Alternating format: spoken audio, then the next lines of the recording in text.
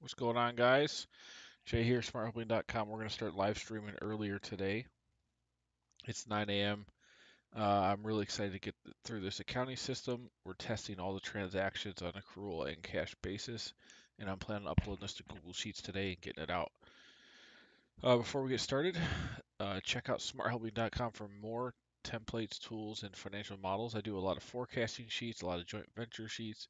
The template I'm working on now will be put into the accounting bundle. I think I've settled on a price. I think I'm gonna just charge $45 for this accounting system once it's done. And remember, you can check out all the models on smarthelping.com for $9.99 lifetime access. That means any future templates I build are also included in this purchase, and you can just ask me for a refresh whenever you want, and I'll send over the zip.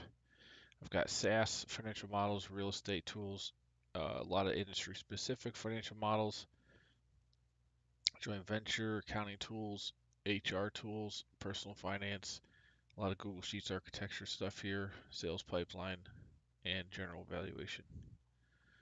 All right, let's get our link out. I actually said on Twitter it'd be at 10 a.m. today, but it's adjusted to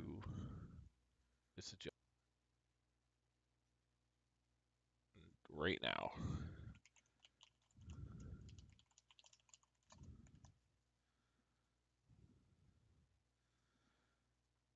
Okay, so we left off on opex and other expenses. Let me get my sound check here on the phone real quick.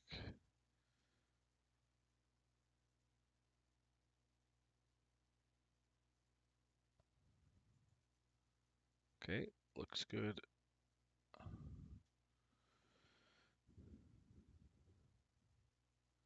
All right. So here with opex, I did it where you basically have G&A, sales and marketing, R&D, and then some prepaid expenses, and then other expenses would be outside of regular operations. And you could fit anything into those categories as far as general opex. So that's the idea. That's how I thought best to show this on the income statement without having too many lines, but like having more than just one opex line. So I feel like that was the best option there. So let's go ahead and do this. So the first item, general and administrative expense with no on account items, means you paid it in the period and not on account. And this would be what you use if you're doing cash basis as well. So let's move on here to month 7. Let's say we had some general administrative expenses for $2,000. Expenses paid in the period used. So remember, accrual is just matching, and you're trying to make sure it matches up. So if you pay something in the same period, you can use this, or you can use the paid on account, but you just put it in the same month. Cash basis would be the same thing.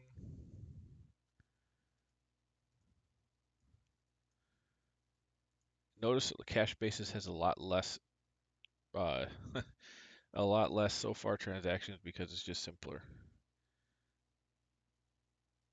And there's pros and cons to both. If you have over $25 million year business, then you're going to have to use accrual by U.S. regulations. So you won't have a choice. All right, so here's our first G&A expense for 2000. That will lower cash, lower the net income. It hits net income in July, and balance sheet, you can see we're losing $2,000 of cash. So that looks good. Everything's checked out there. Now let's do, let's also say in July, we have expenses accrued on account. So you had some expenses that you paid for on account. You didn't actually pay the cash yet. You can put that here. Let's say you did 3,500 on account, and then in August or September, paid accrued expenses, and simply an entry for paid accrued expenses. It's done. Let's say you paid almost all of it, 3,000 of it. In this case, you'll see the full 3,500 hitting here, and remember we already had 2,000, so it's 5,500 total.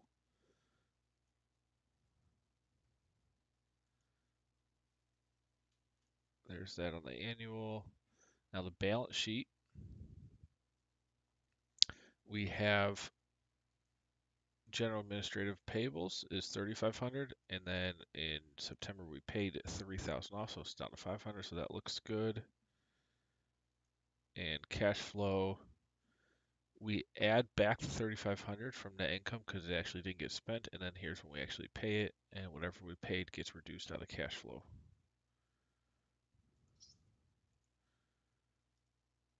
Now for cash basis, there is no, these are not relevant. Any record any expense that is considered in the general and administrative category.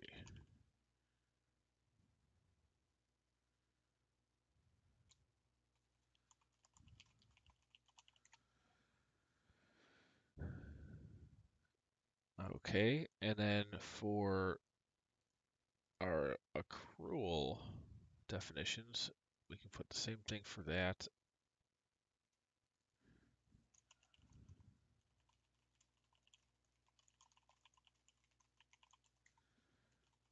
Now here, record G&A that was paid for on account and will be, that was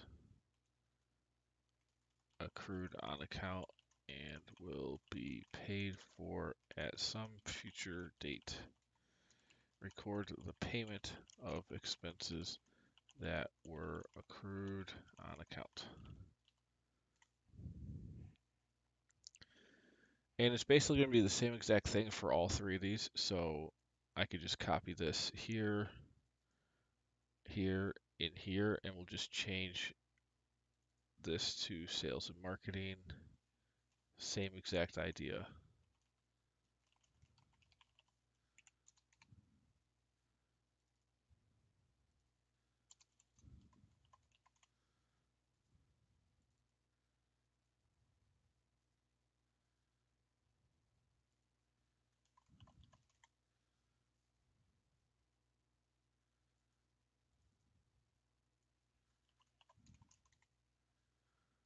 And then this is research and development.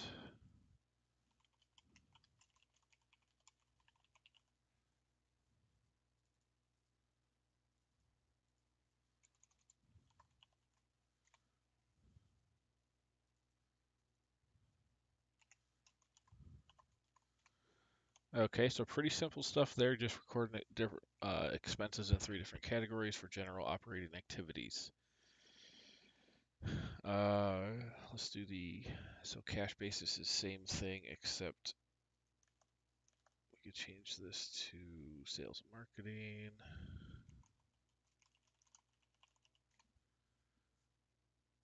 And this is gonna go to research and development.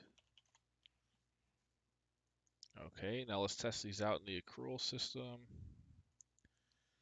So let's just do the same thing.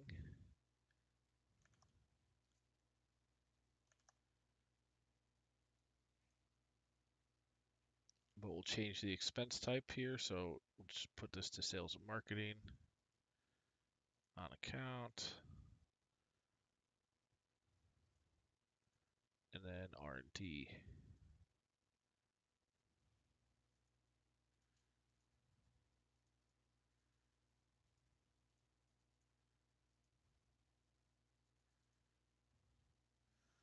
Okay, now in theory, that should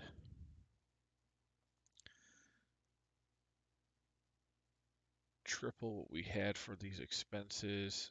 You know, I can put them, we'll do 1 month ahead on each of these so we can see. So what was this? This was 779. We can do 10, 10, 11 just to check and make sure it's working. And then 12, 12, and then one of the next year.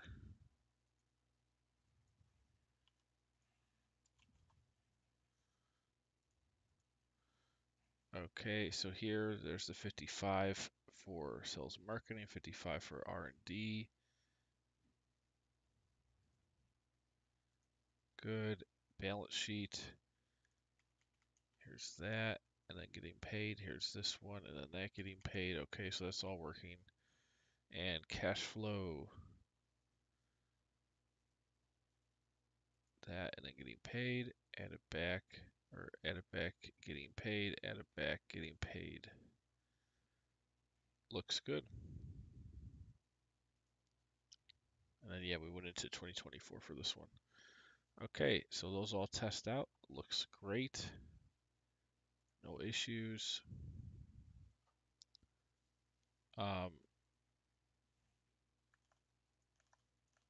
For cash basis, we can just go 7, 8, 9, just to show the expenses happening for these here.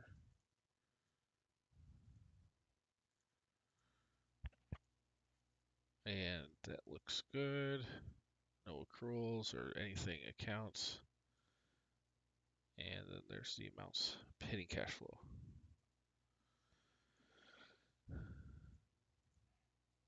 Awesome. What do we have next? So prepaid expense.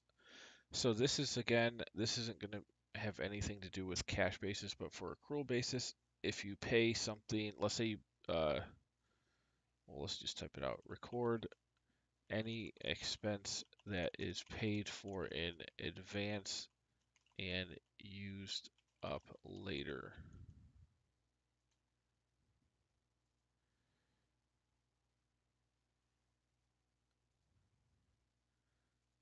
And then this is actually important because I got to remember. So prepaid expense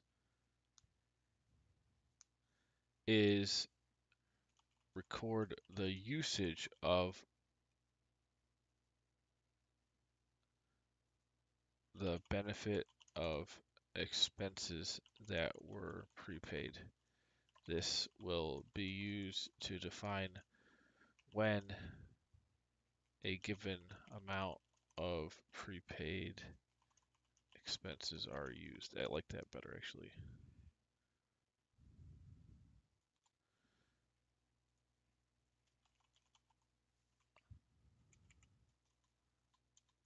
This is to record when a given amount of prepaid expenses are used and in turn hit the income statement. So it's a little tricky. Let's look at this here. So we can go into, let's go back into July 2023. Paid expenses in advance.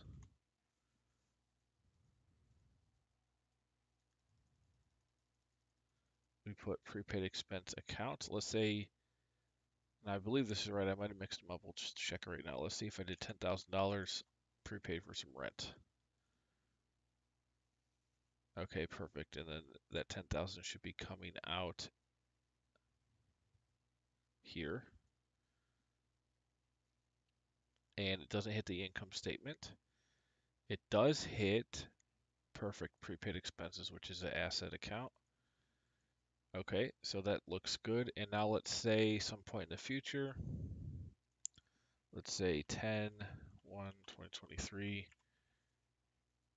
used benefit of prepaid expense. So you put it on account. All right, let's highlight this whole thing. This all needs to use data validation.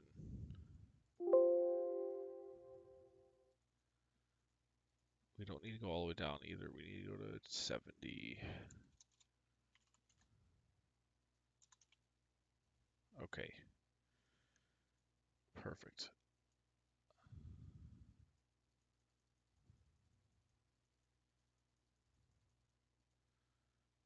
So we actually put the prepaid expense here when it's accrued. So let's say $2,000.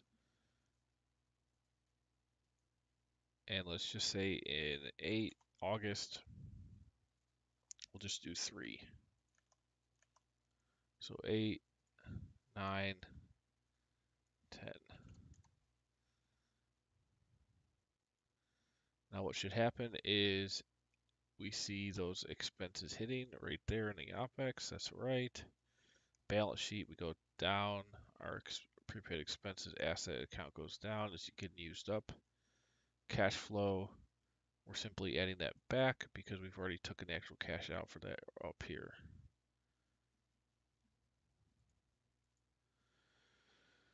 Okay, looks good, and we're still balanced on the balance sheet, so that's a good sign.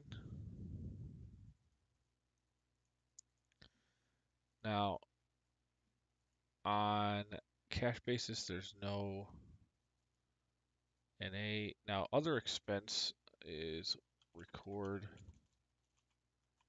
an expense that is not part of regular operating activity of the business. So that's not going to hit EBITDA. What you do is you say, let's say in October, non-operating expense.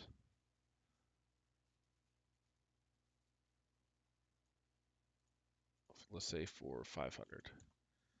And then that should hit right there. Perfect. That will affect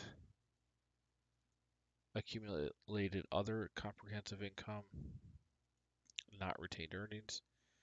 And then cash flow, it just hits there in the month, and that's right. So same deal with accrual basis. We just did the same deal. Nothing fancy here.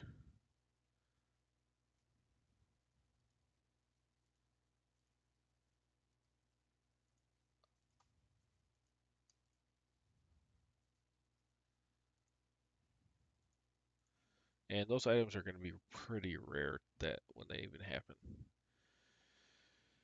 All right. Next section.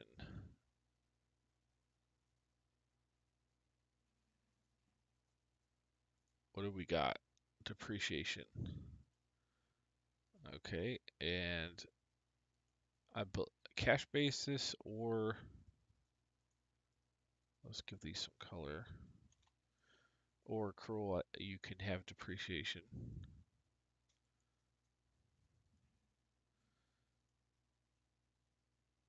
So let's look at this.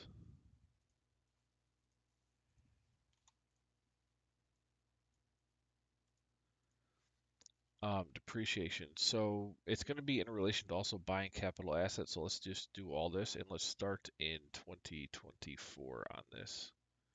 We already know this works. So let's just put this back to 2023.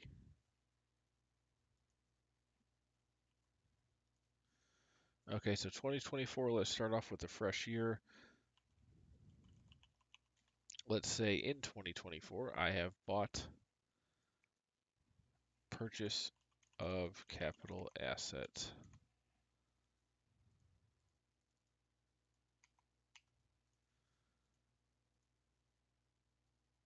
And that's going to be right here. Now you could also buy it on account and pay for it later, and we'll test out all that. So we'll do both. So capital asset purchase, let's say you did it for 50,000.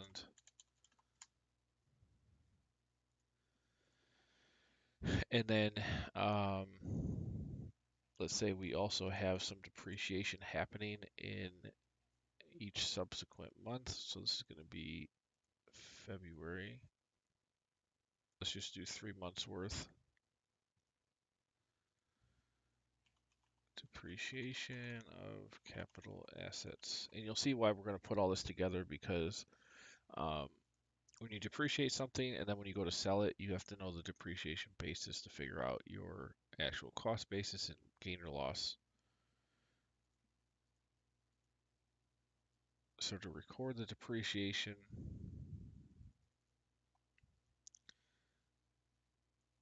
we have that happening. I'll just do it for 3 months. Let's say it was $1,000 a month, whatever the depreciation is. It'll vary. Now, if we look at our income statement, the only thing hitting the income statement here is the depreciation expense. And that's a non-cash item, so it's going to get added back. We also have down here in investing activities payment, the $50,000 payment for the capital asset, so that's good.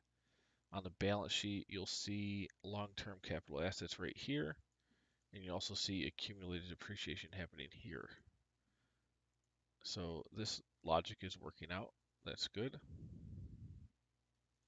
Let's also now go and what else can we do in this account?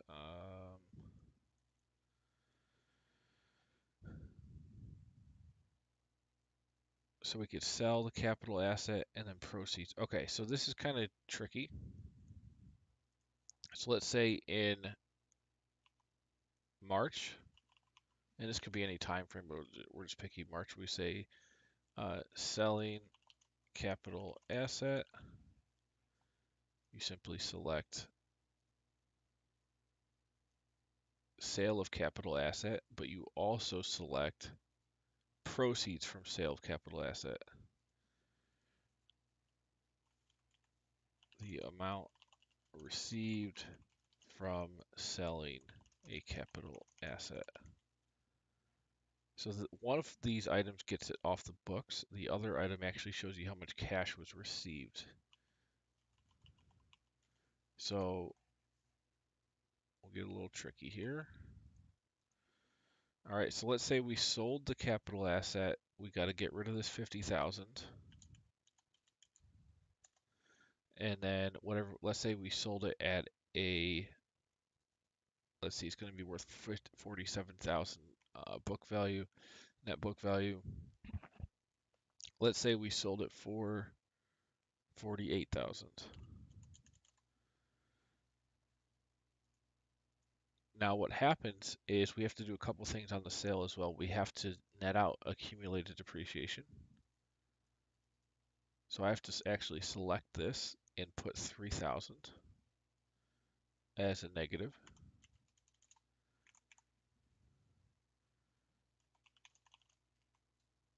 Accumulated depreciation from the asset, capital asset that was sold.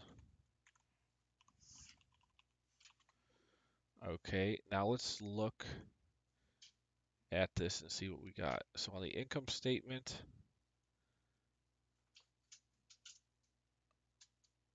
oh, we also have to record a gain or loss. So another entry. And this gain or loss account hits a couple things. Record gain loss from sale of capital asset. So here we just put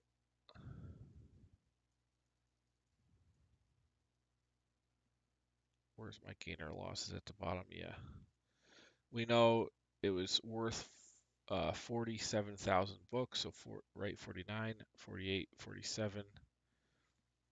We sold it for 48, so we have a $1,000 gain. So you put that $1,000 gain in there. And then now, okay, there's the gain and other income. We have depreciation. Looking good. Now the balance sheet. We have the capital asset here, then it's zeroed out. We have accumulated depreciation. Okay, so this is this is why I'm doing this. So this actually should be a positive 3,000 to zero it out.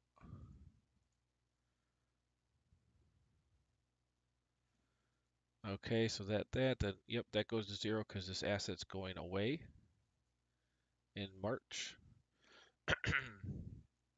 We also have other comprehensive incomes going up by 1,000 based on that gain. We are balanced here.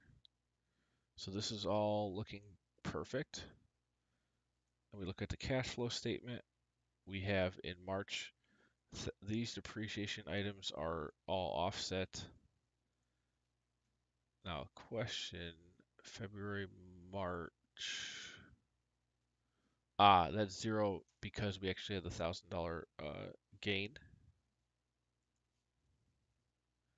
And that's also got to be reversed out. So we're reversing out the gain, but also adding back depreciation. So net, the only thing happening here is you're getting 48,000 in proceeds, which is this 48,000 we said we actually sold it for. So you have, so this is the whole, and I'm going to put like brackets here next to each section to show what's actually happening. But this entire thing is like an example of the life cycle of a capital asset in the system. So you buy it, you have depreciation, eventually maybe you sell it, you record the proceeds from the sale, you zero out accumulated depreciation from that specific asset, and then you record what the gain or loss was based on the net book value and what you got for it. So on something like this, I'd put, life cycle of capital asset.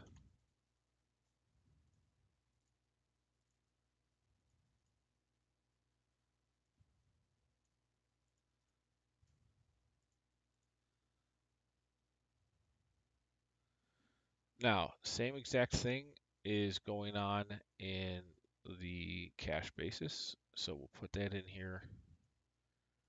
We can put the same exact stuff. Let me update this data validation as well.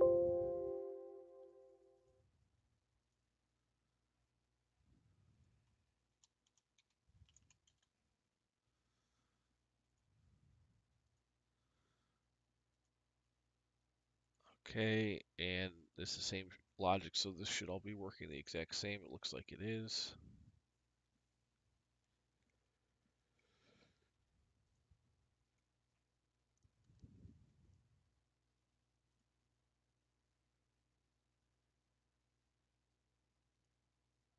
Perfect.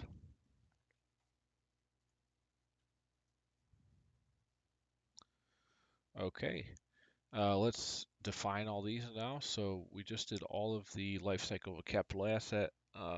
Let's put record depreciation of capital assets. Depreciation expense. And this is only used when you sell a capital asset and you would put a number in for this entry equal to the total accumulated depreciation for the asset that was sold. Now record money going out for a capital asset purchase.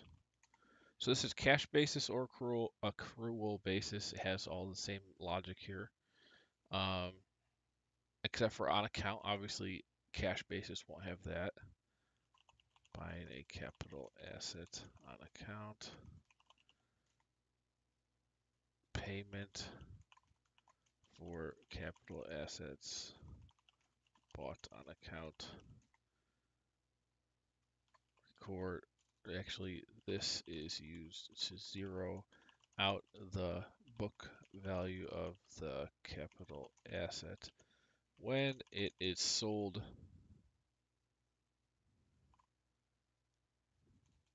and will always equal the initial purchase cost of the capital asset. Now this is records the actual proceeds received from selling a capital asset, and this will be used along with the gain loss on sale.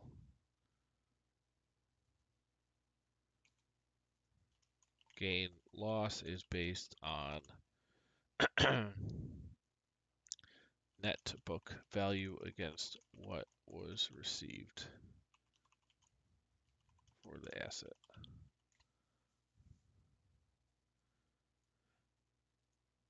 Now let's just double check because we never did purchase asset on account. So let's also say 2024, we have a purchase of capital asset on account for 100,000. And then in June, we paid for it.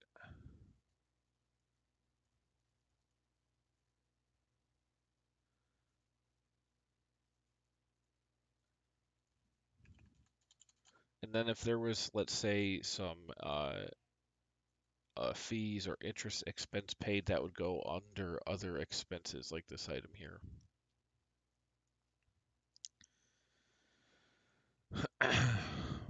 Bought capital asset on account, payment for capital asset. Or you could record it as, and we haven't gotten to it yet, but you could record it as interest from loan as well. It'll both flow to, well, no, you wouldn't do it as that. Well, maybe, because it's an expense. No, so it wouldn't be an other expense. It would be, it would sit right here. And you could use the, not this, interest expense item, and then payment for interest expense. Otherwise, so let's make sure this works on a balance sheet. So we have purchase of capital asset. Good. And then the payment actually is, let's scroll over a little bit so we could see. So here's where the payment actually happens. And then there's no income statement effect here unless we do depreciation. And then also if we go ahead and sell it at some point in the future, there would be, and it's the same exact logic we did up here.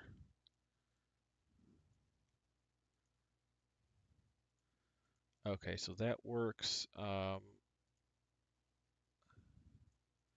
Let's put all these on the cash basis side as well.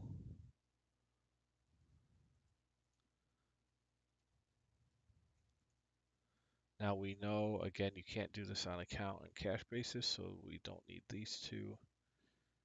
And we do need all of these.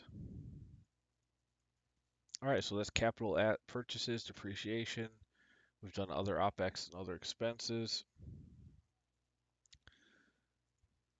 This is great. Everything is working so far. Yeah, I did this already. Okay. So, income tax. Now this is going to get real tricky. Let's go to let's go to the end of 2024. So let's say we're at the end of 2024 and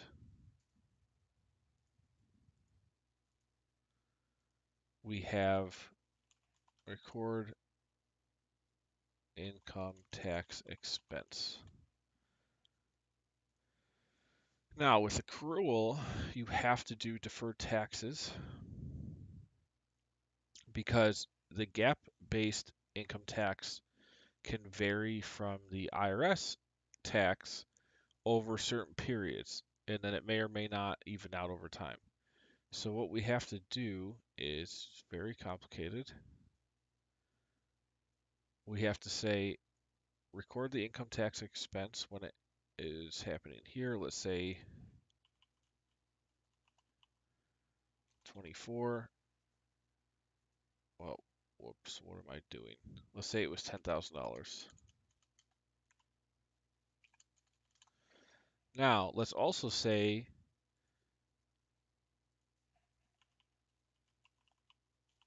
on this time, the IRS is only going to charge us 5,000.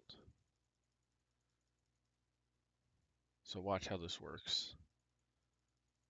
You have income tax payable, let's say if it's 5,000. So we have an expense here, we have a payable, there's a difference. That total difference you then put into deferred tax. In this case, it would be a deferred tax. Hold on, let me think about this. We put deferred tax liability. Just trying to think if this expense ends up being higher. Yes, because in theory the difference is going to be what we have to pay more in the future. So this would be the difference. Let's say this was 7,000, and this is 3,000. Now, if this expense were 6,000, then you actually have payables that are higher here. So you've almost prepaid an expense as far as gaps view goes. So then it would be a negative deferred tax liability or deferred tax asset. So you'd put negative 1,000 here in that case. And you can see on the balance sheet, you've got this. Where did I put it? Deferred tax right here. And I think we went all the way into the next year.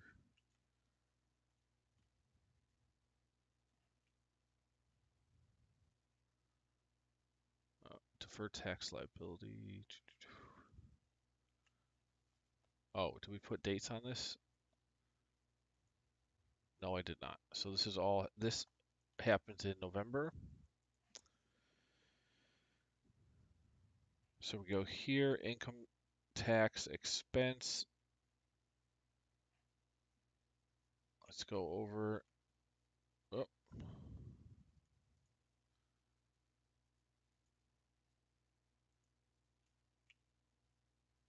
where did we record this here? So we have taxes of 6,000 because of this. We have income tax payable of 7. So our balance sheet, we have a payable here. Where's that? Income tax payable.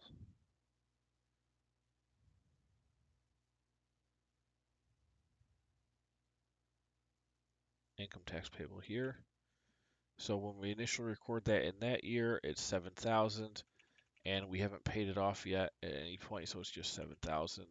We also have the deferred tax liability. If it's a negative, essentially it's an asset, and no cash has exchanged. Now, record amount that will be owed to IRS. And then this record difference in year between IRS and GAAP tax expense. Now you won't have this if they both could be the same. And if they're the same, you don't need to do anything with deferred taxes. But if US GAAP allows you to depreciate bonus depreciation, but the IRS is straight line based, then the actual tax you pay to the IRS it'll be the same over the whole life of the asset, but it will be different from one year to the next. So this allows you to show that difference over time. So then let's say in April of 2025, we actually pay taxes, whatever we paid, we go here, we would put payment of income tax, and it would be the 7,000 in this case. Now what happens if now we go to the balance sheet. So let's look at this April.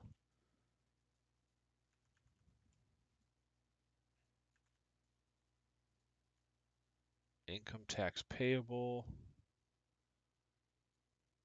Hold on. Payment of income tax. Why is this negative?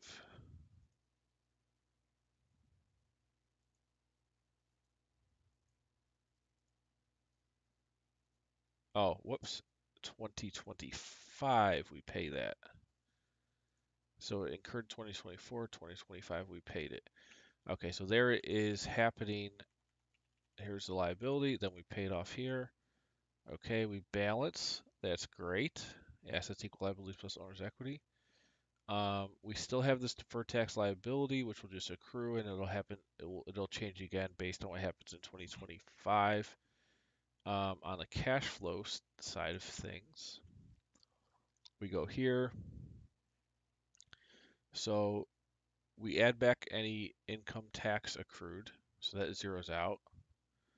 Then we actually decrease, and note the amount difference here is what's fallen in our deferred tax liability slash asset. It's actually deferred tax asset because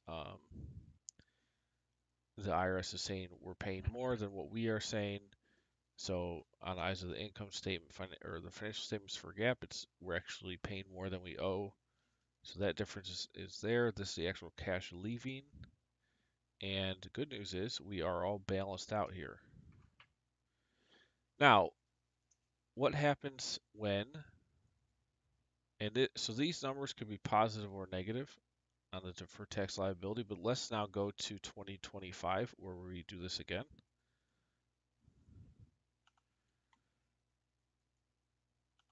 And now, let's say we flip a roux, and this is now our GAAP is saying we owe 7,000 in taxes, and now for the IRS it's only 6,000 this year. That means we have a $1,000 positive amount here, and it reverses itself out, and now it's completely unwound. So you can see here's that deferred tax liability. Then it finally, in November of next year, we unwind it. We have a income tax payable that's happening again here. And then if we pay that, that'll go away. Notice our balance sheet is balanced. Cash flow, nothing's happened really except for we're reducing that payment of income tax. Let me check the dates here. 7,000. Oh, this is April. This is November. So November, there's the zero out of that one. So no cash has happened yet, and it will whenever this gets paid. So that's pretty much it for taxes. This allows you to do in most advanced tax calculations that you'll ever need to do. For income tax, we'll block this off.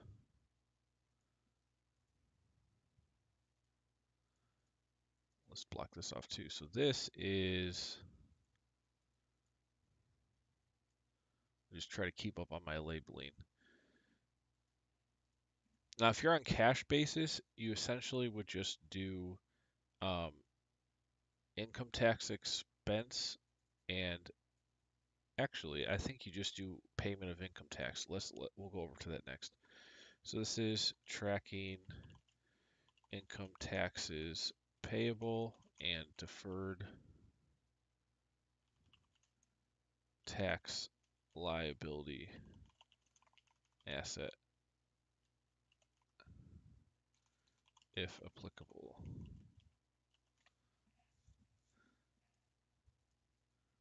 Okay, and then this was just buying capital asset on account. So if we're on cash basis, you don't have to worry about all that nonsense, I don't believe. You just say, well, In April of this year, we paid income tax, and I believe you could just simply put in here. No, you're gonna have to put income tax expense, but then in the same period, since it's cash basis, you just put the payment as well. So it zeroes that item out, and you don't have a negative uh, income tax liability. So let's say it was 2000. Now that should balance out. So in the income statement, there's the tax amount happening.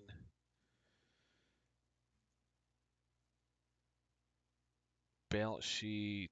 Oh yeah, we never put the liability, so no, we don't need this actually.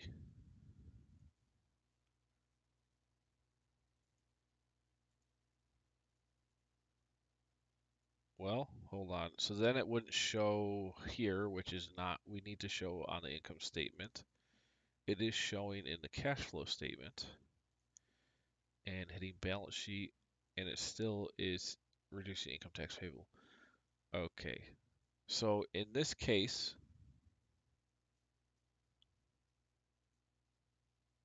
we have to do not the deferred taxes, but to record the income tax.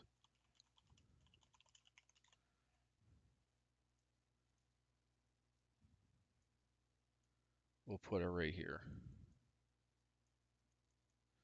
So we do need to put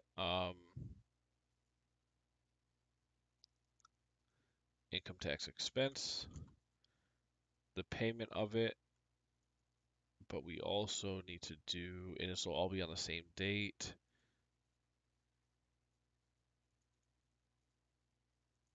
income tax payable.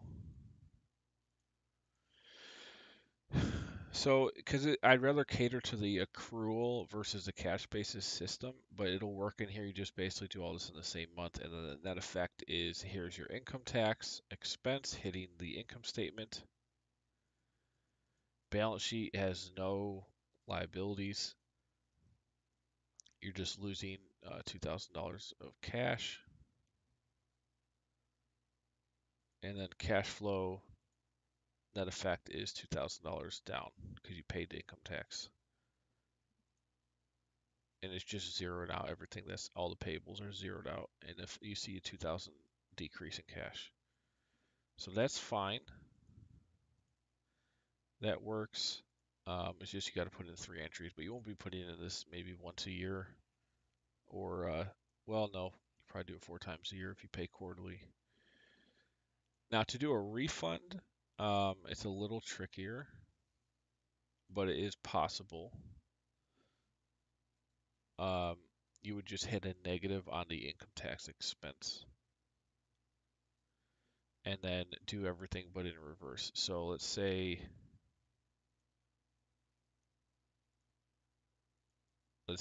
in 2025 we get a refund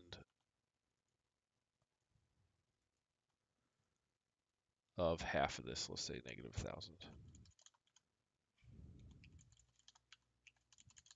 So then in theory, we go here. If we go over to 2025, it's a negative expense, so technically $1,000 plus on the net income. Balance sheet, nothing should be happening, just increasing cash. And then cash flow statement for that, you have net $1,000 refund. So cash goes up by 1,000. So it's pretty simple to do a refund. We'll put this in the in here to record income tax refund.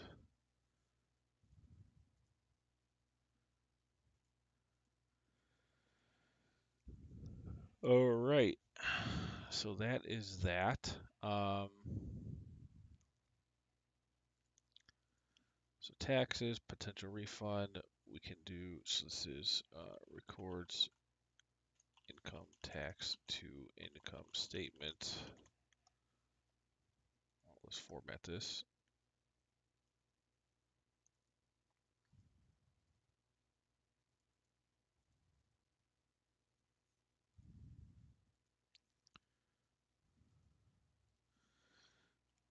record amount owed to IRS, record difference in tax expense and IRS liability,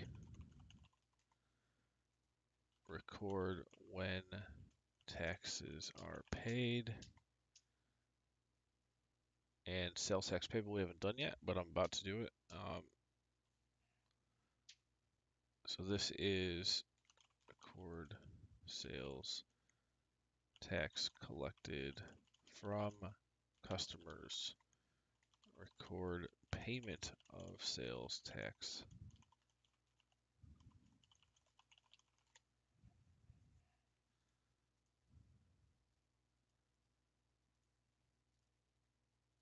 Okay, and this is the same for here.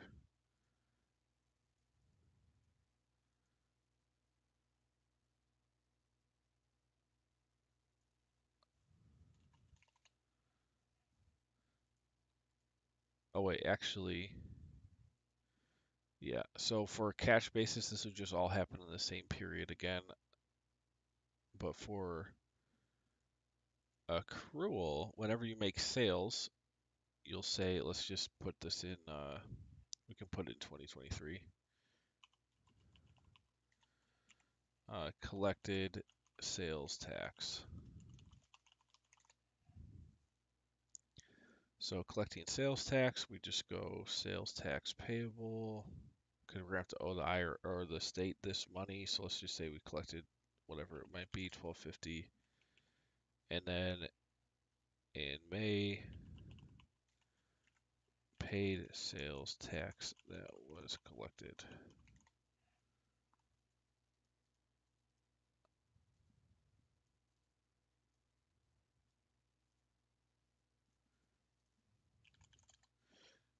Now on cash basis, you do the same thing, but these would just be the same dates, and it just so that in that same month you just have 1250 being collected and going out.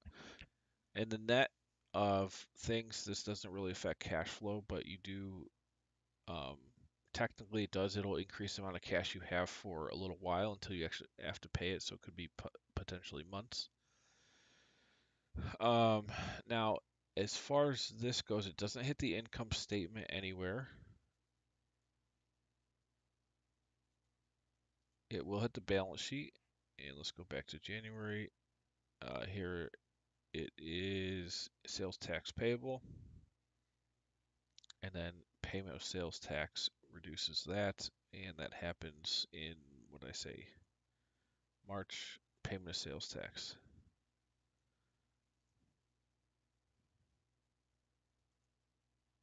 Now these dates right, March, April.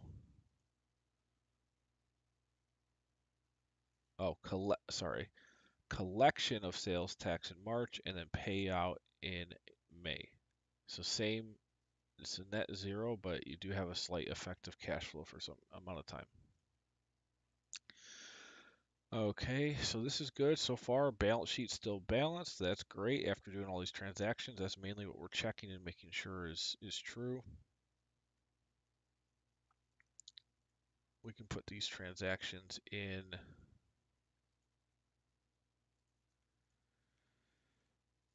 here, but you just put the same date. So in theory, you don't, I mean, on cash basis, it's just, well, let's think about this. Cash basis, I guess you could do the same thing. You do have a payable to the government.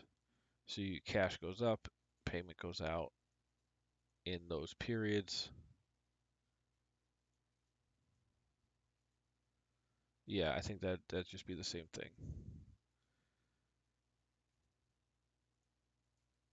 Okay, so that's good.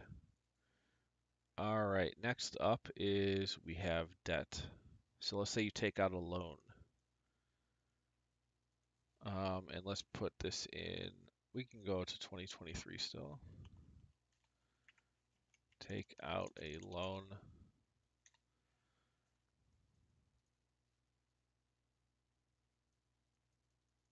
So what happens when we take out the loan? Well, We have loan proceeds. Let's say you did $50,000 loan. And then you have payment of interest, payment of principal. I forget how to spell it. I think it's PLE for this version.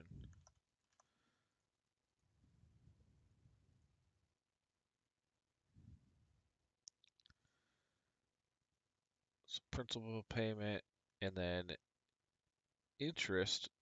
We did have the option interest expense, and then actual payment, which in this case we're saying it happens in the same month.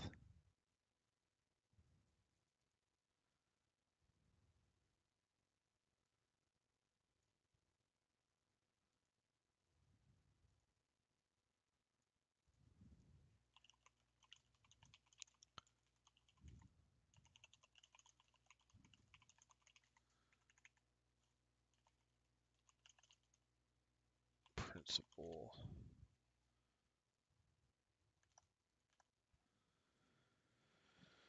Let's say the principal, and that will reduce the loan balance. Let's say this was, I don't know, 500 and interest was 800. Now let's check our entry. So this has happened in Jan and Feb. So what we have interest expense there of 800. That's correct. Let's make sure it's not being double counted anywhere else. And then balance sheet, we have, where's the liability? It should be the loan payable here. And then perfect, that's going down by the principal payment, which is 500. Good, so that's automatically happening. So there's that balance. Okay, our check, we do have a check variance, our first one we've come across since doing all these transactions. So minus 500. So let's see what happened here. We have interest expense, reduce interest payments, but then the interest is hitting net income, so that shouldn't be a problem. Where's our payment for principal payments is the question.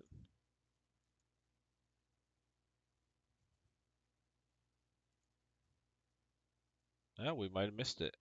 So I can add that in. Because principal payments going out should be, that $500 should be cash going down in Feb. And it looks like there's a lot of other things happening here, but it looks like that's not, like the liabilities going down. We have the interest expense, which is lowering retained earnings and cash. But then we're left with, well, we're out 500 because why did the liability go down? Because we paid cash for it. So that cash needs to go down as an asset. Okay, so our first error, let's update. And this would just be a cash flow item. I'm going to put it under stock issuance, and we're going to just call this. And note, this is pretty easy to update. If you had other items or logic you wanted to add that weren't already on here, it's not that hard to do. So this is just going to be principal payments. And then we want to put anything here that says payment principal. Oh wait, is it AL or LE? Let's look here. How to spell principal. In the loan, the principal PAL is the more substantial part of the money. Okay. AL.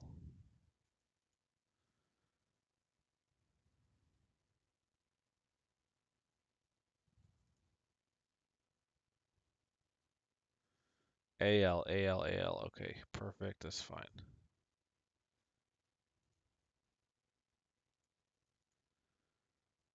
AL. So I spelled it right here.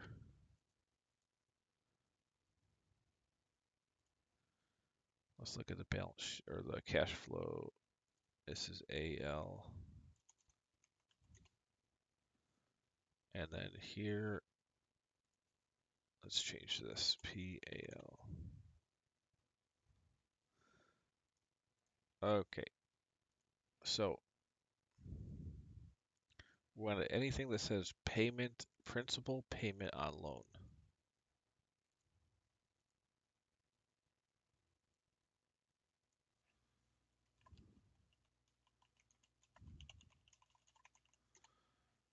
And that will be added because I can't believe we missed that whenever I was doing my checks last week or for the initial logic.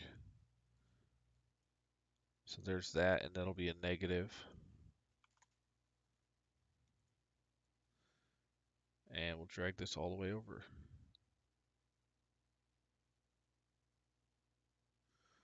That was our first error we've had in all of this logic here. Look at this. We've done this much accounting logic. No errors in 44 of these.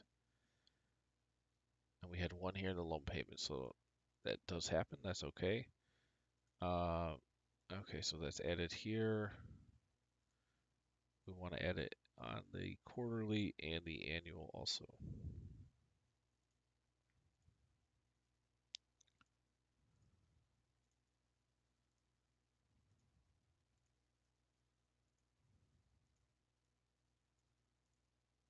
Okay, so there's that on the annual,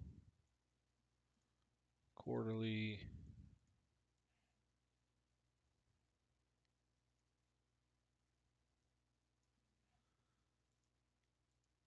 Okay, and now if we go back to the balance sheet, you can see that 500 now makes sense. So the cash goes down 500 and liability goes down 500.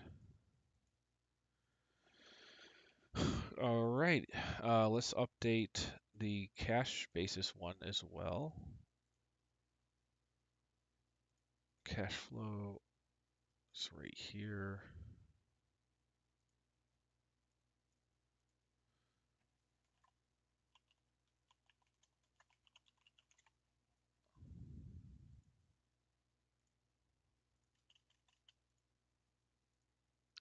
And anything that says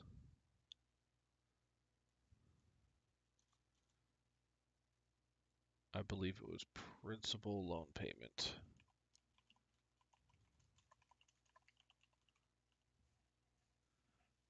is a negative. Let's double check that. Principal payment on loan.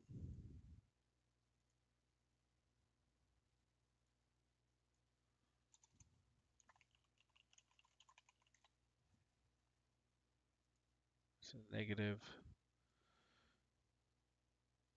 And we'll test this as well once we finish the accrual basis test.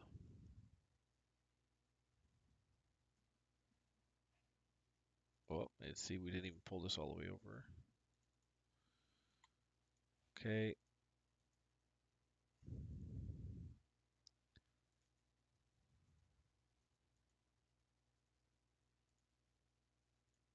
And we'll add it to the quarterly and annual.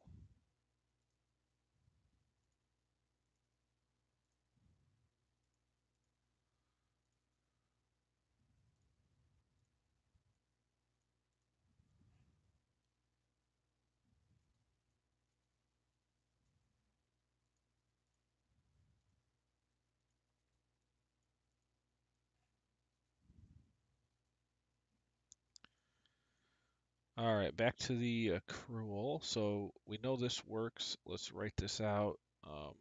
Borrowing money from a bank or lender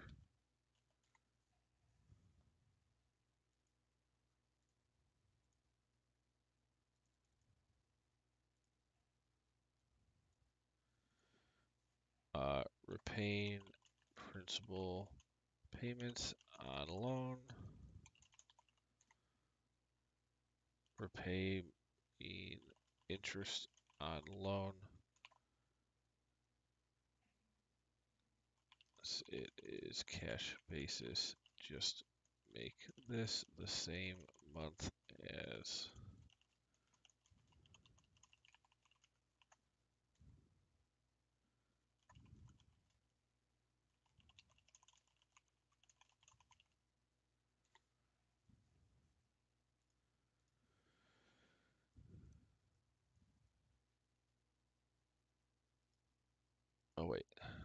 this is the note we need to make for the cash basis. I'm on accrual.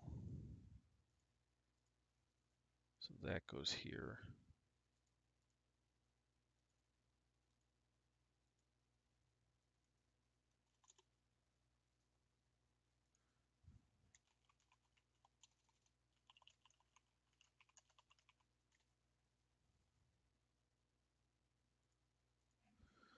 Now, we tested this. This all works fine.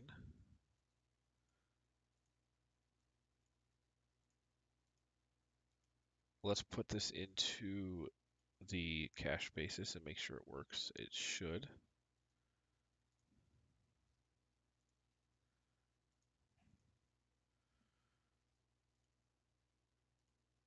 Income statement just has, wait, this interest expense, where's our interest? Oh, wait, we need to go over. Okay, interest here. So 800, okay. Nice balance sheet matches. We have the loan coming out and then getting paid down in that month. Cash flow, here's the principal payment. Interest is accrued, that's already hitting the net income.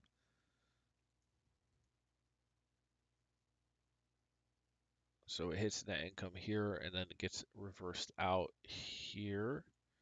And then the actual payment happens here because this could be in a different month. Here's the principal.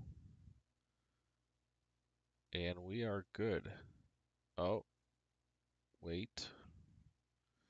Why is our annual check off?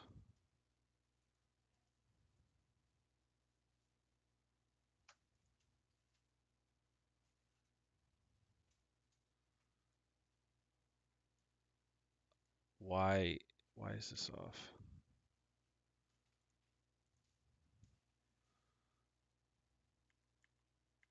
Oh, this needs to be index.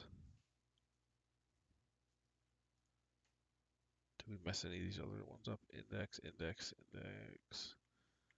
Okay, so for some reason we had capital assets as in. Okay.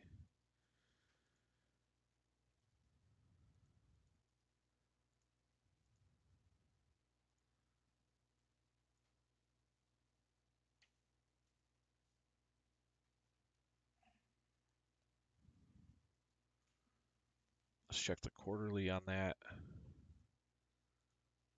Okay, these are indexed, so just forgot on the annual. Let's go to the cash basis system and fix that. Or wait, that was the cash basis.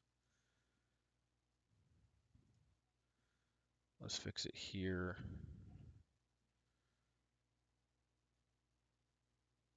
So these two should be indexing what's on the monthly.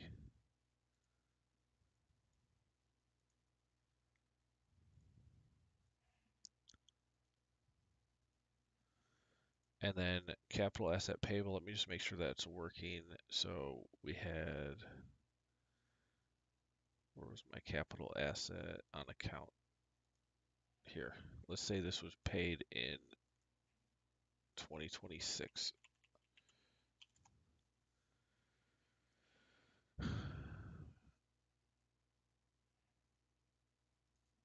Okay, so there's the coming out. Got it. Okay, so that, wait, that's the monthly. Let's check the quarterly.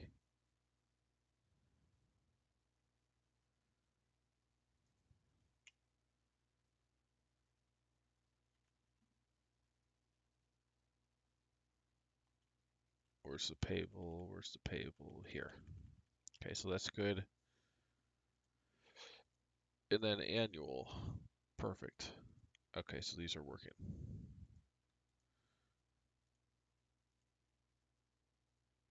All right. So good update there. We have loans all working. We also figured out the annual way to err on the annual balance sheet, which is now fixed. So that's great. This is why we do this. This is good. Okay, I mean, we're getting down to it, man. I could feel it. Might want to take a little break and stretch. Let's take a little stretch break.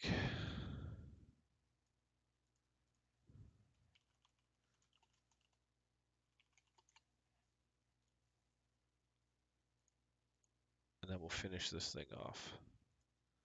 So so far we got through all of this today, 29 items. We got through 19 yesterday. All in all, we've gotten through 48, and we have 13 to go. Well, this is a multi-step one, but we have what 12 to go. So let me take a break. I'll be back in 10 minutes.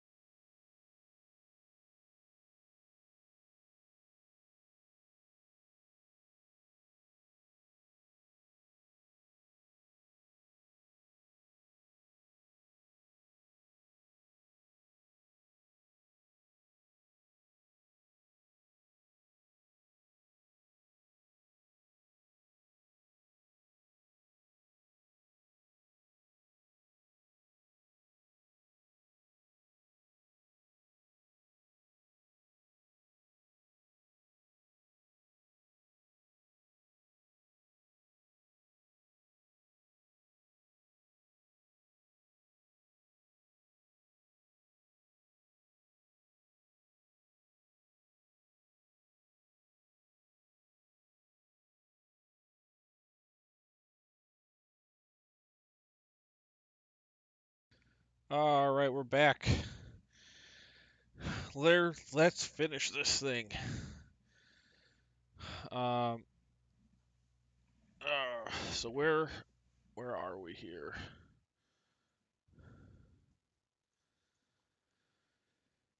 Um, cash basis.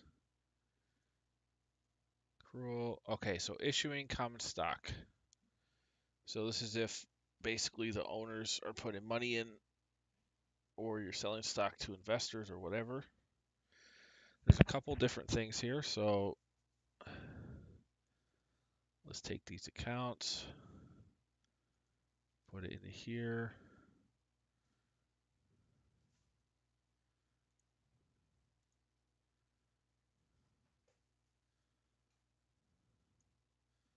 Let me clean this formatting up as well.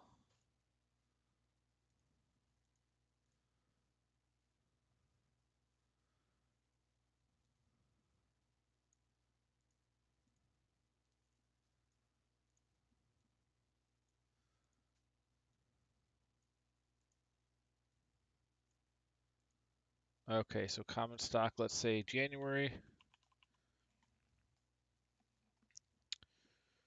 We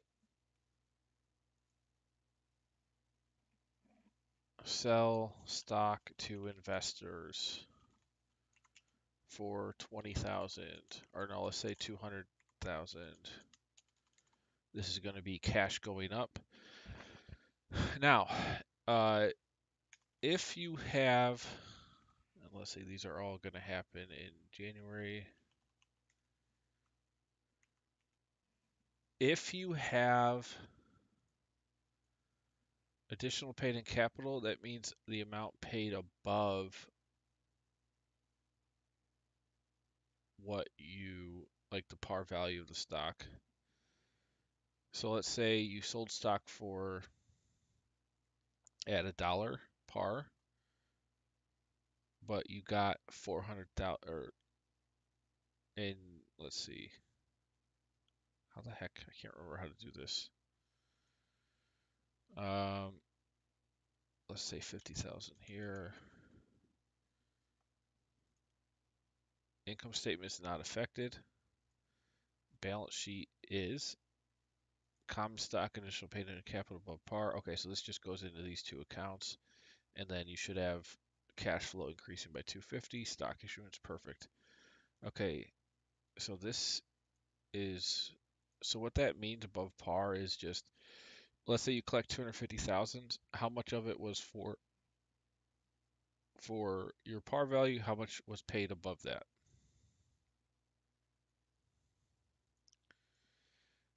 And so pretty simple, and that just increases cash, increases equity.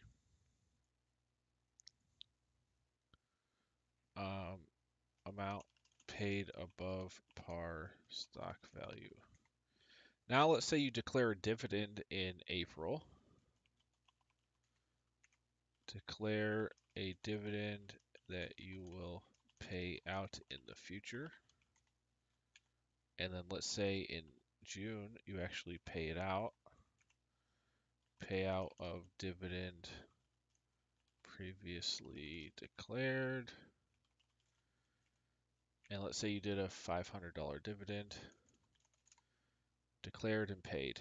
So those two items, again, they're not hitting income statement at all. Let's make sure this matches 14.4, 14. Okay, good. So your dividend decreases retained earnings. And when did we say we paid it out? In June. So here you can see retained earnings. Well, there's other things affecting retained earnings as well. But this is going to decrease the retained earnings, no effect to common stock or additional paid in capital. And then cash flow statement will be cash going out in June. There's a dividend, paid dividend, so that's working good. Let's make sure this all matches too while I'm at it. So 211,000, 211. perfect, 211. Also, the other thing on the balance sheet is you've got the dividend payable here. So that's a liability, and then when you pay it, it goes away. So liability payable goes down, equity goes down.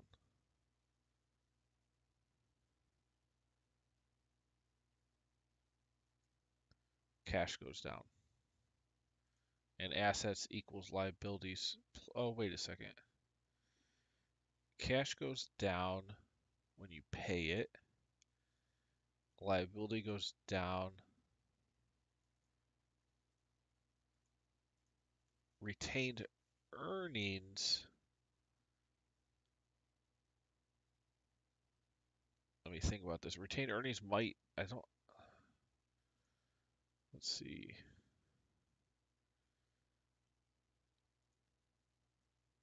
Retained earnings is going down as well.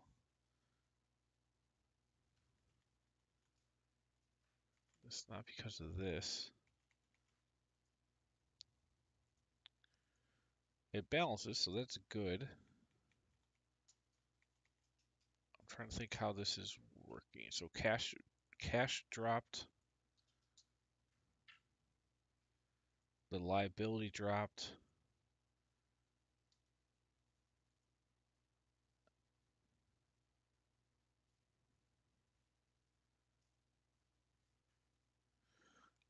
It go okay. So this retained earnings drops when you declare the dividend. And so when you declare the dividend, we declared it in April. So you can see there's a drop from 54.7 to 54.2. So that goes down and the liability goes up. And then when it's paid, this goes down, cash goes down. So that's how it balances. All right. This is basically the same definition as this. Well, yes, basically the same here.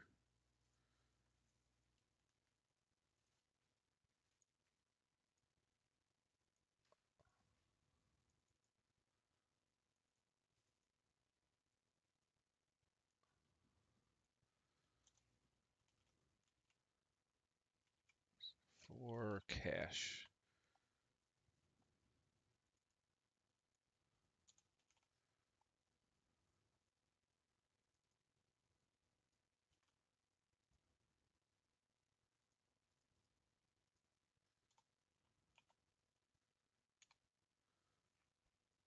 Okay, now cash basis, same deal.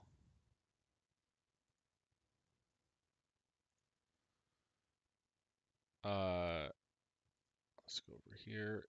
The difference is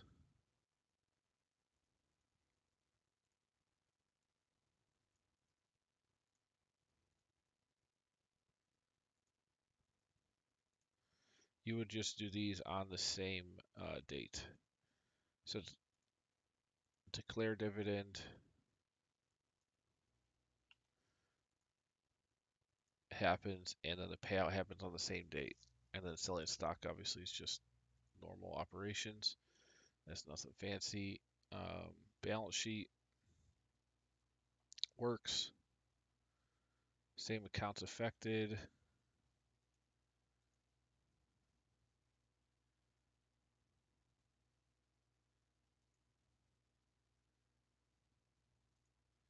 Cash flow. There's a dividend payment in June. There's no payable of dividends. Pretty simple. Okay, moving on. So purchases of stock. So this will be fun, and this is our last bit of section to do.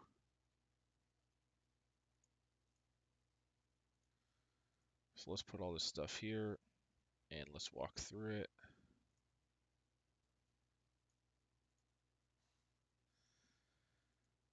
Okay, so let's put January. We buy stock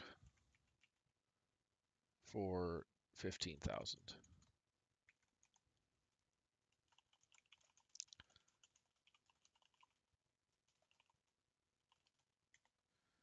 And then here's the interesting thing with accrual. At the end of each year, you got the mark to market. So let's say December, we have to say mark current value of stock holdings to market. And that's actually recorded as a gain or a loss when that happens. So let's say we buy stock here. Let's say we have a loss of 3,000. We're not selling anything yet, and then we'll have the same kind of logic for long term. So this is short term, this is long term. Now, as far as the logic goes, look at the income statement. We see that loss happening in December for other income. It's not normal operations. We have a $3,000 loss. It's not actually hitting cash flow. You see here, reduce payment. Oh wait, where is it? Reverse unrealized gain or loss from trading securities. So it's unrealized, so it's not actually affecting our cash flow at all. On the balance sheet, we have short-term stock holdings of 15,000. Now look at this, it does drop. So the value drops based on marking it to the market in December of 2023. And that drops as well as retained earnings. Now when we buy it, this 15,000 hits here, also on the cash flow statement, 15,000 here for purchase stock security. Now, that's our new basis. So let's say we then sell in the next year, let's say in March. Sell stock securities holdings. We actually have to do the full 15,000 here. Or actually it'd be the net amount. So there's 13,000 or 12,000 left, so we want to zero that out.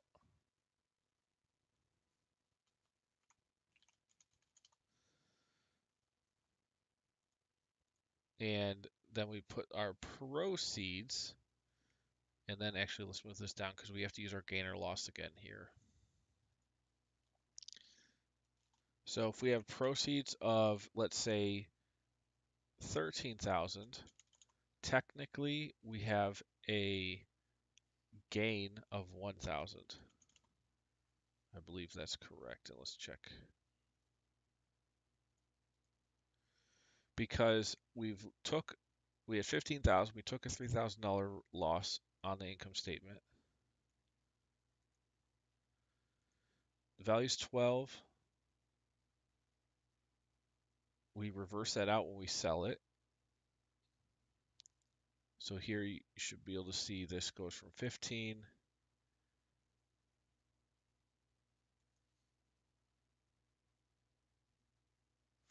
to 3. Wait, why are we going to 0 here?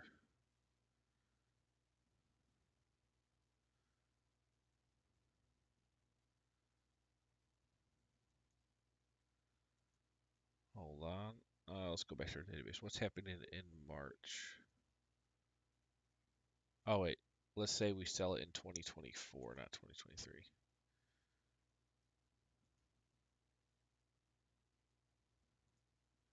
So there's the 15,000.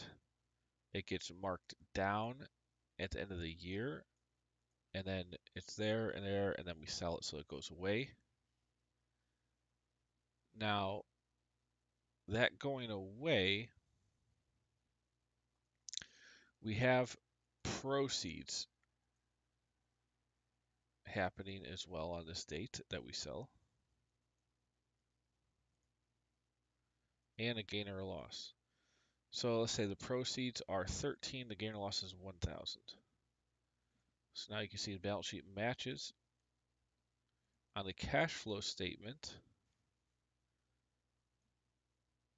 we are proceeds from capital asset sale, or no, sorry, from securities is 13,000. And then the gain or loss is hitting the income statement here for 1,000. Now that is, let's see, are we reversing? Yeah, we're reversing out that gain or loss on capital asset because the total amount is hitting here. The gain or loss hits the income statement. So that's fine. We're all balanced. Um, now, the other way you could do it, what if your proceeds were less, let's say it was 9,000. Now you have a negative $3,000 loss, and then it should still balance. This goes to zero. Cash flow, we now have $9,000 loss, and you can see we purchased for 15, we sold for 9, difference of $6,000. We've already taken $3,000 of loss here, and then we take another 2 in March. And I don't know if there's anything else happening in March for gain or loss. Let's look. Oh yeah, yep, there is. So let's put this in April so we can see the whole thing.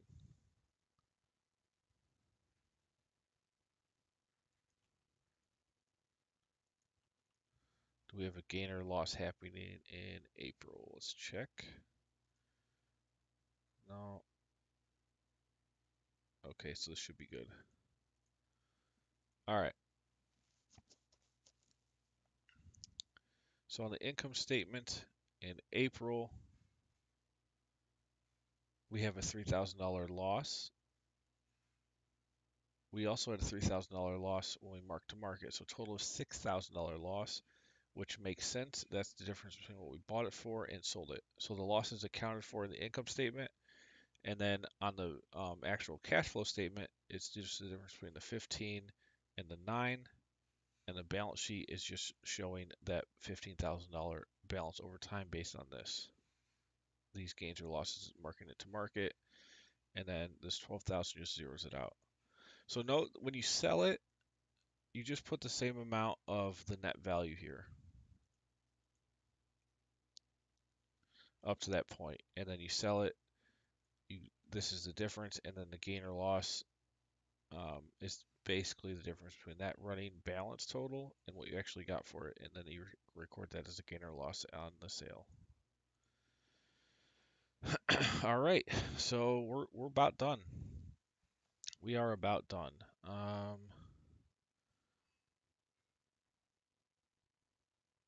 The cash received.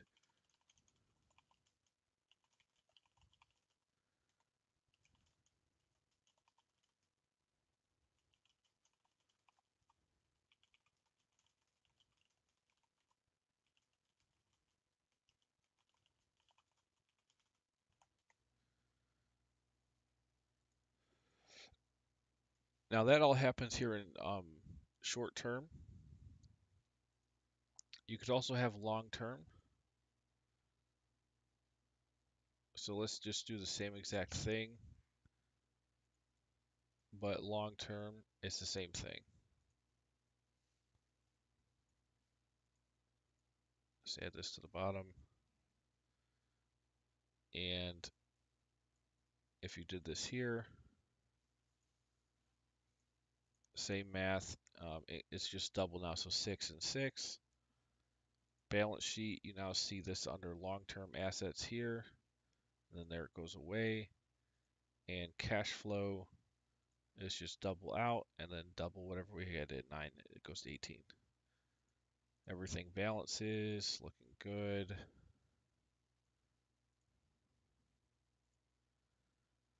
All right. Now cash basis is on this a little bit tricky. Also, did I write this in for accrual? No, I did not. So this is basically the same thing though.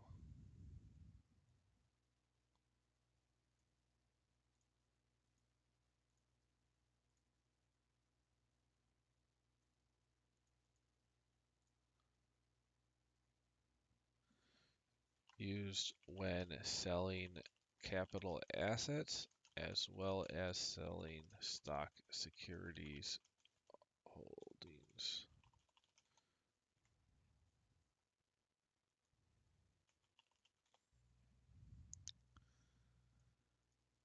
Man, we are done with this thing. Now, it's going to be an evolving thing over time. I will, if you buy it, it'll be, um, and any updates happen, you are entitled to those updates at no extra charge. I will take suggestions. If it's a good one, I'll add it to the main version.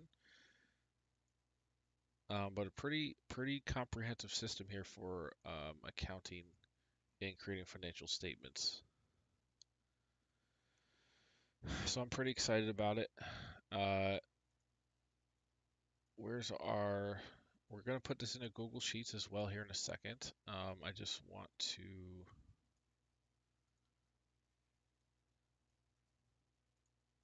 So for cash basis, I don't believe you have to mark to... Well, you might actually. It doesn't matter if you're cash basis or not. I feel like this will work the same.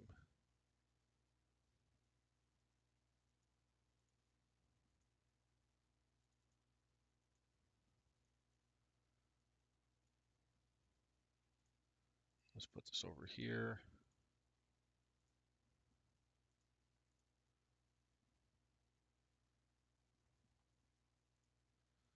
I'm going to check it actually.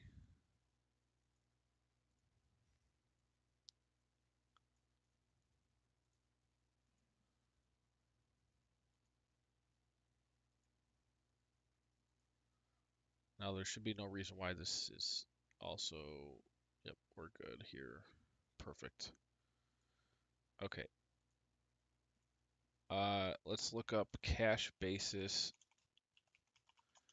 accounting for unrealized.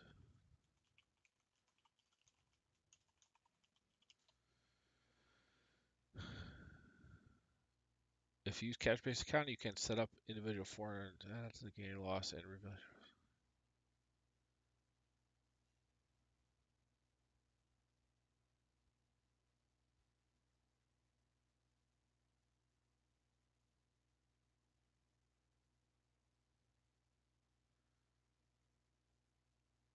Okay, so it's the same. Let's check another source.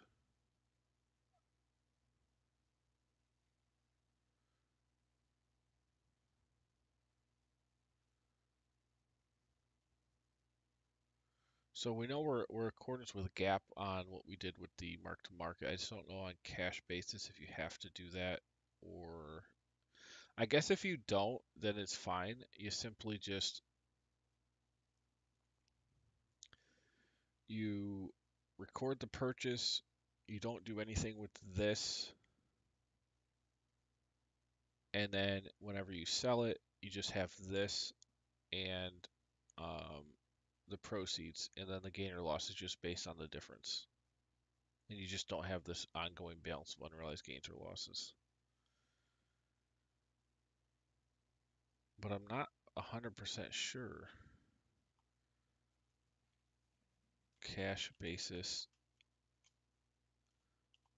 Does cash basis accounting have unrealized gains?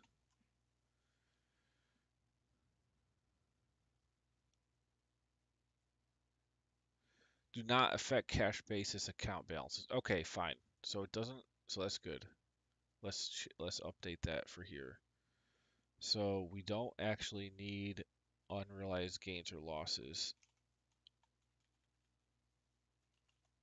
And so what you would do in this case is purchase stock. Doesn't matter what the market is. And then if you sell it, you sell it for the full 15,000. And then the proceeds are 9 in this case, so then you say $6,000 loss when that happens. Same thing here. No unrealized gains or losses. Mark this at the same cost, and then the loss here is -6.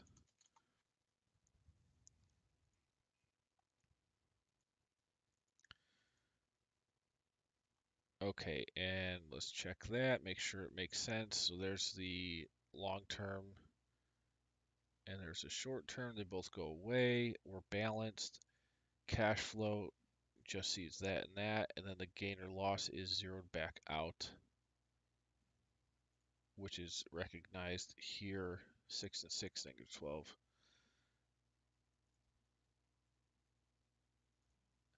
And that's added back. And then we must have had something else in April 2024 affecting cash flow for that period. Yeah, income tax. All right, well, good to know. So here's our example of all the possible transactions for cash basis. We also have it for accrual basis. Let's format this.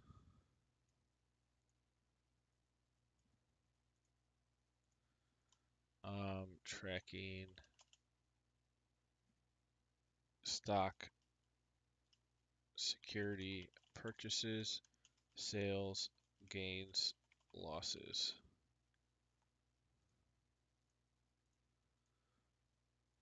Okay, and then here, issuing stock,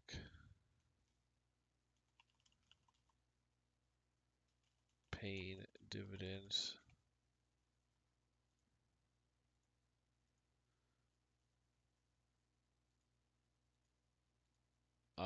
This one, loan, debt.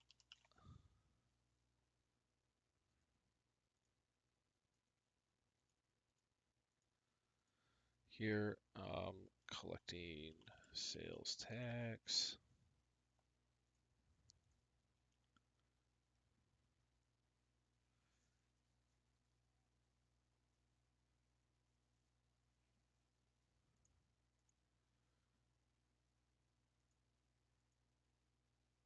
Prepaid expense.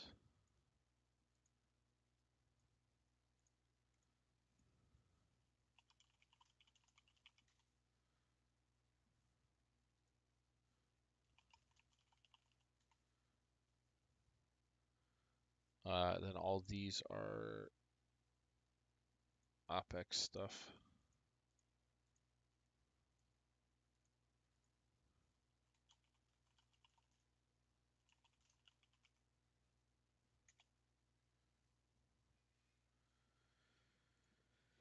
Here is inventory.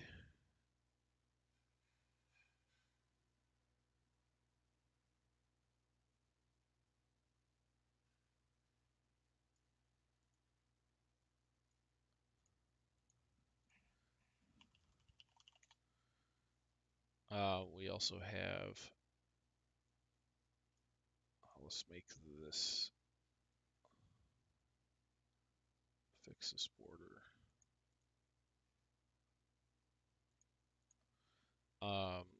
Cost of goods sold.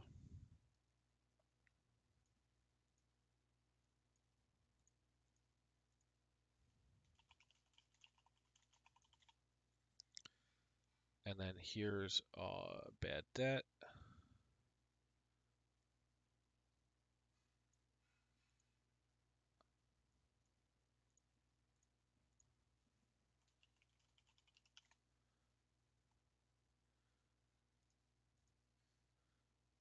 Dividends.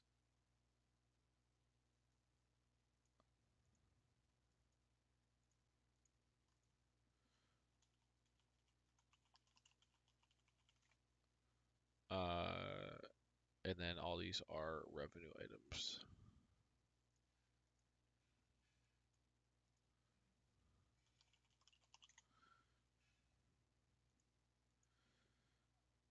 All right.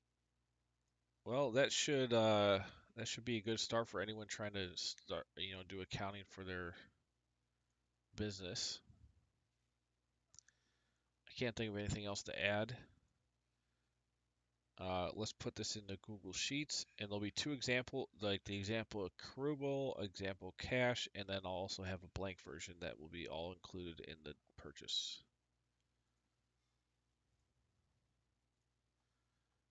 And we'll keep these examples in here so you can see how everything works.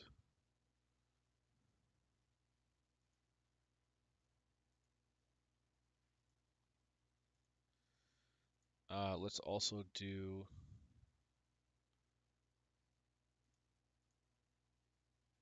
our cash basis real quick. So we have revenue.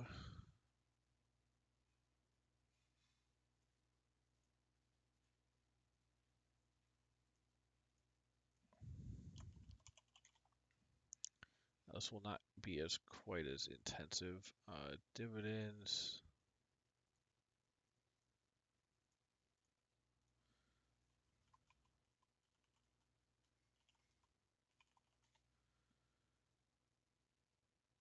Cost of goods sold. Wait, no, non-inventory.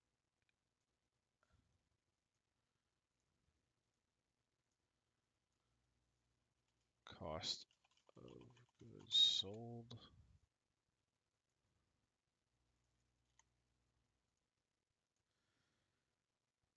Inventory.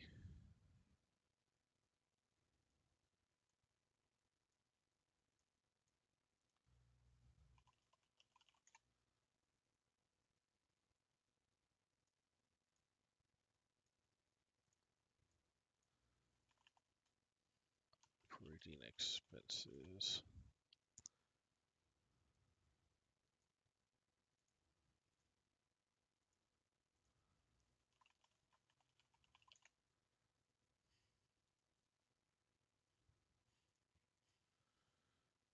Then we have life of, oh, this is a big one. Now, did we do that big one on the accrual?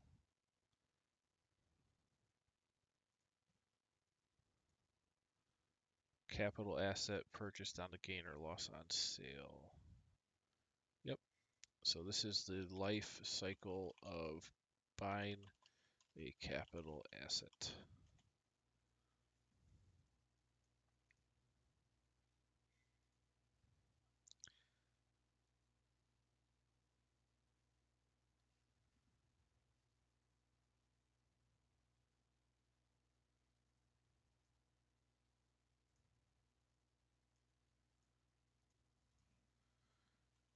Income tax is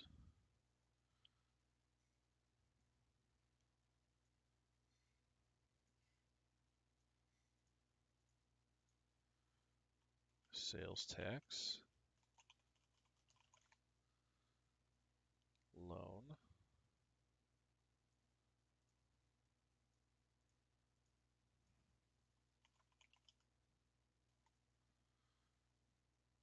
selling stock,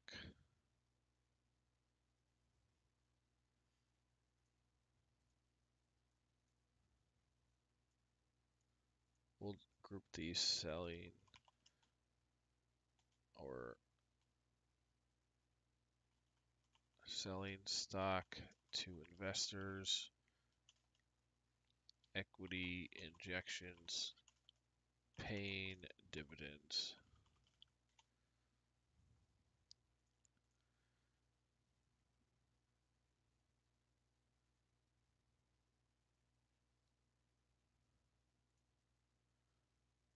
And then here, life cycle of buying, selling stock, and same deal. This is long term.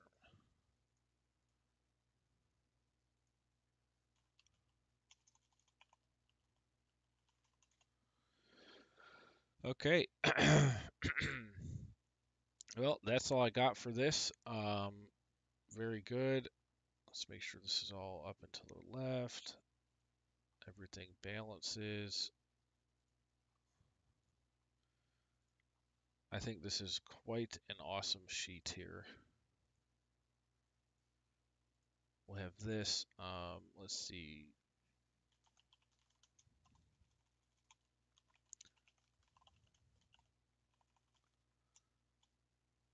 More financial models.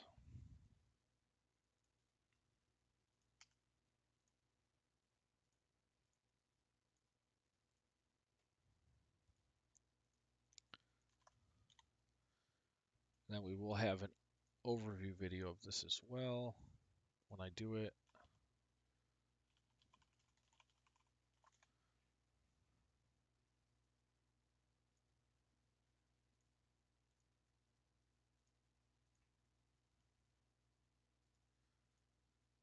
Oh, and then we will have a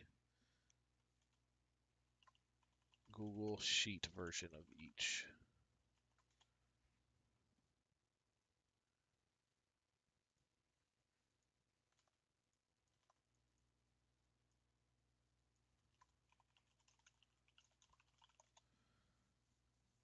And then let me make a blank one as well real quick.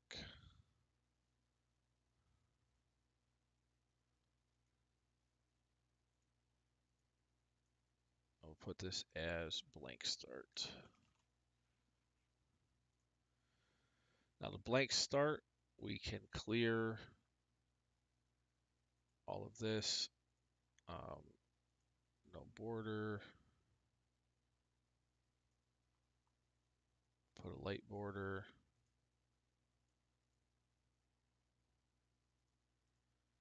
And it's all set.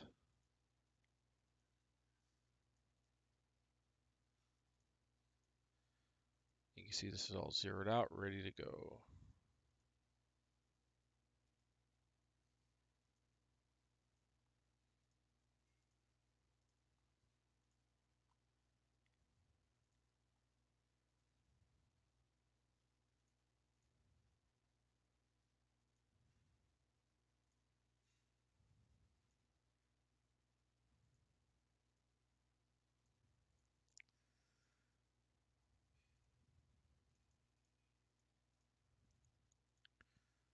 Okay,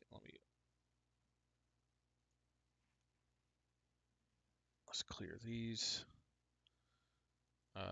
What's the other one?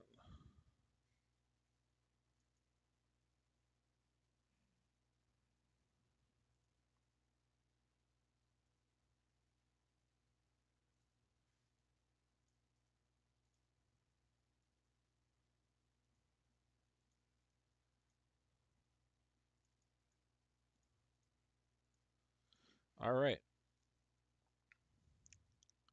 So these are all saved. Let me see, recent. We'll upload all of these.